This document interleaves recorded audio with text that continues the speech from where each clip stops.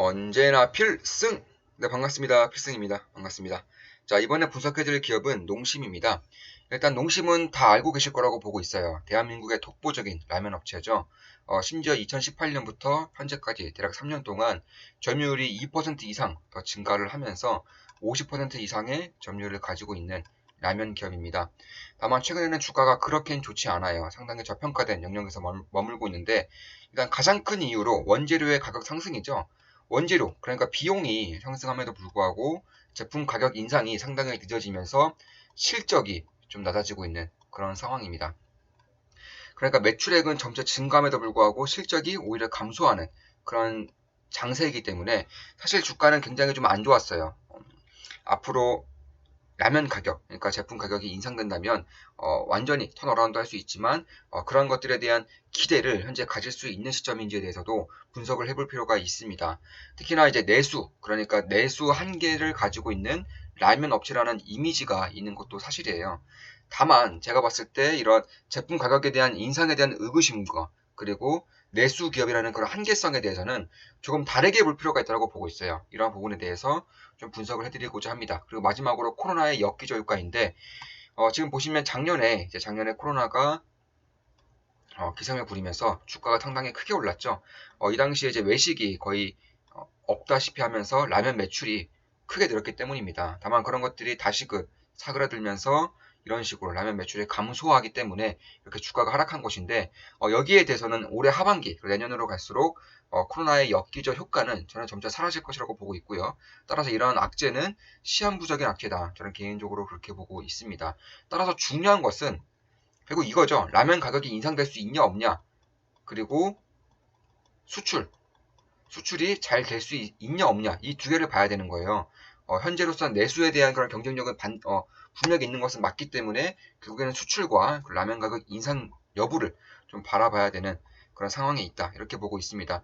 일단 수출에 대해서부터 말씀을 드리면 수출은 굉장히 잘 되고 있어요. 일단 올해 상반기 그리고 내년 하반기에 미국에서 뽑았을 때 전 세계에서 가장 맛있는 라면을 신라면 블랙으로 이제 뽑혔었죠. 신라면 블랙. 그리고 작년에 기생충 열풍으로 인해서 이제 너구리와 그리고 짜파구리가 상당히 인기가 많아지면서 이 미국 사회에서도 신라면의 그런 농심의 이제 라면 종류들이 상당한 인기를 끌었습니다. 그럼 그 이후에 이러한 인기가 사그라들면서 다시금 해외적인 해외 판매에서 어려움을 갖고 있는지 아니면 지금도 그런 인기를 유지하고 있는지를 봐야 되는 것인데 제가 개인적으로 알아봤는데 여전히 인기가 많다고 합니다. 여전히 인기가 상당히 많고 일본 라면에 비해서 가격이 3배라고 해요.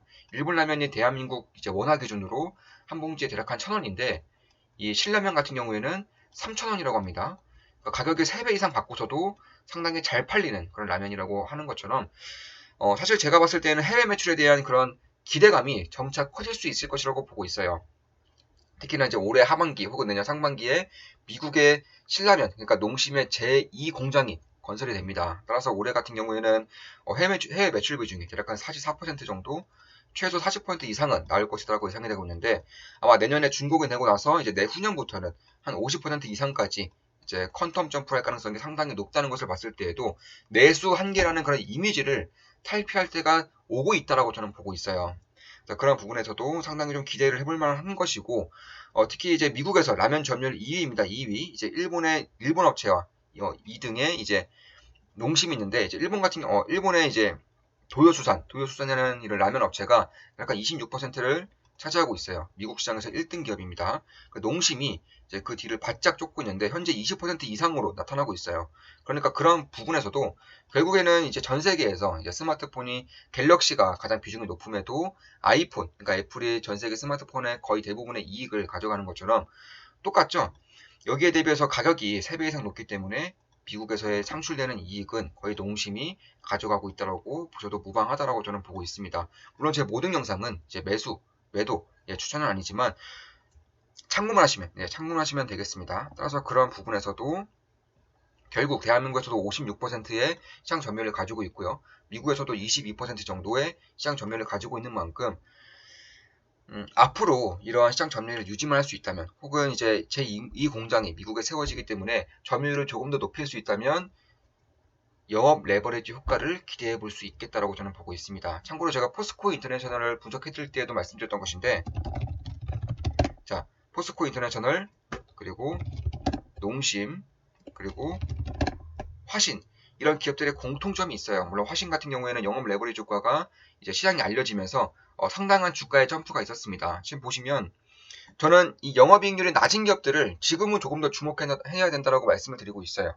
왜냐하면 인플레이션의 초기 상황이고, 인플레이션의 초기 상황만큼은 기업들이 제품 가격 인상을 진행을 하면서 상당히 빠르게 영업이익률이 증가한다는 그런 경향이 있습니다. 그런데 만약에 자, 영업이익률이 50%에서 50% 나는 기업이 있어요. 그런데 제품 가격 인상을 통해서 54%까지 영업이익률을 높였다. 이게 메리트가 클 것인지, 아니면 영업이익률이 4%대에서 4% 들어와서 8%대까지 영업이익률이 들어왔다. 이게 메리트가 클 것인지를 생각해보면 저는 답이 나온다고 보고 있어요. 이 같은 경우에는 100%의 이제 매출 증가율이 나타날 수 있는 만큼 저는 지금으로서는, 그러니까 인플레이션의 초기 시대에서는 영업이익률이 상당히 낮은 기업들 위주로 보는 것도 오히려 역발상 투자에 있어서 상당히 도움이 될 수 있다고 보고 있습니다. 물론 저 같은 경우에도 올해 초까지만 하더라도, 작년까지만 하더라도 이런 영업이익률이 상당히 잘 나오는 기업들 위주로 본 것은 맞지만, 이제는 조금씩 좀 달라져야 될 때가 왔다, 이렇게 보고 있는 겁니다.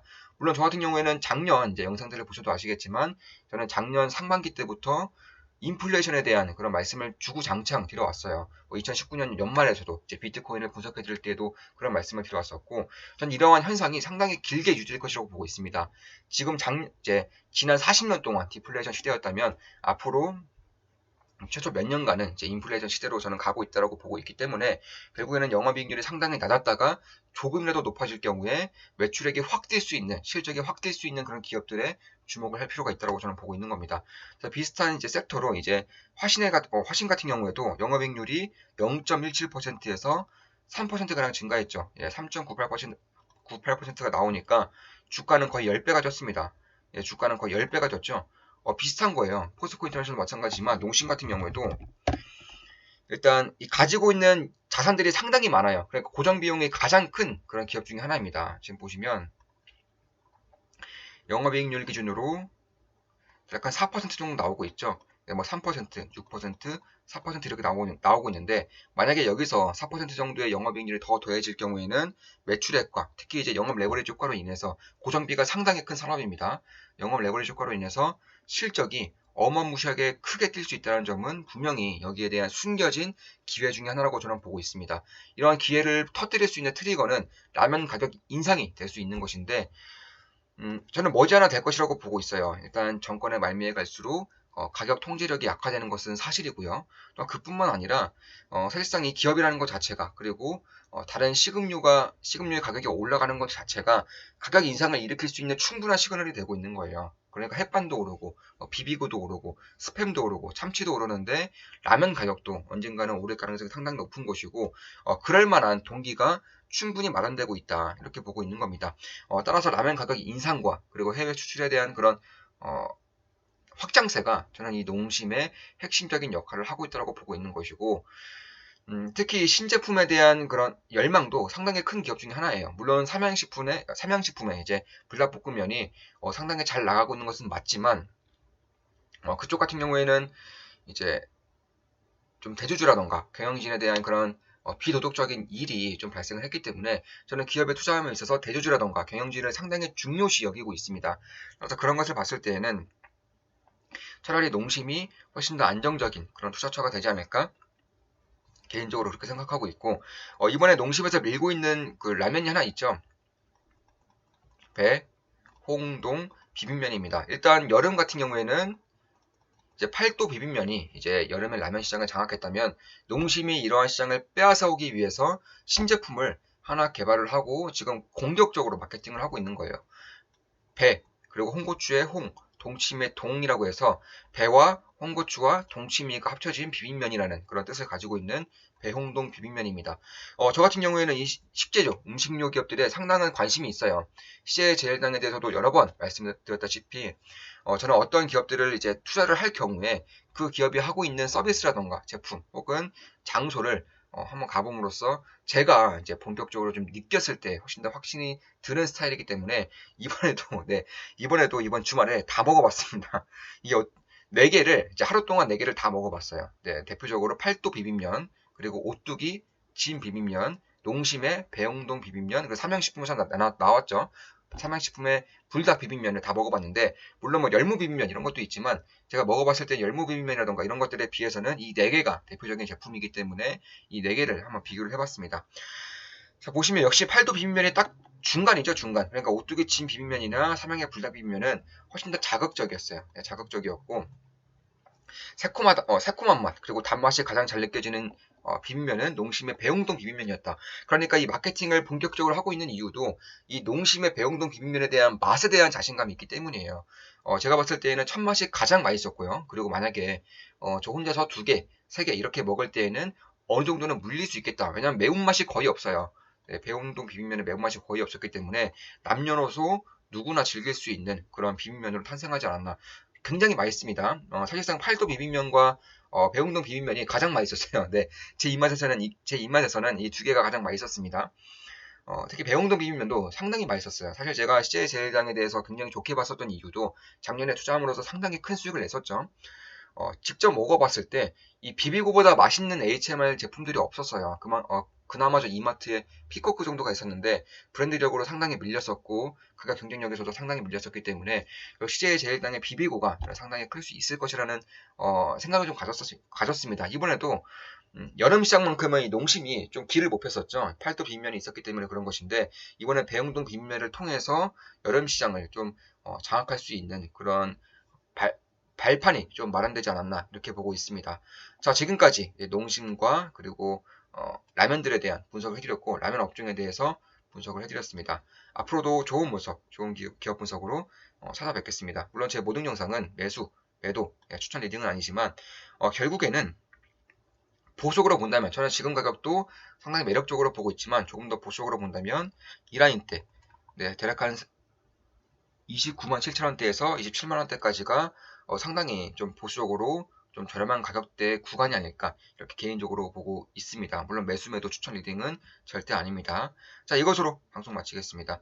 다들 아시죠? 좋아요, 댓글, 알림 설정, 좋아요, 알림 설정 부탁드리겠습니다. 앞으로도 좋은 분석, 좋은 기업 분석으로 찾아뵙겠습니다. 필승이었습니다. 필승!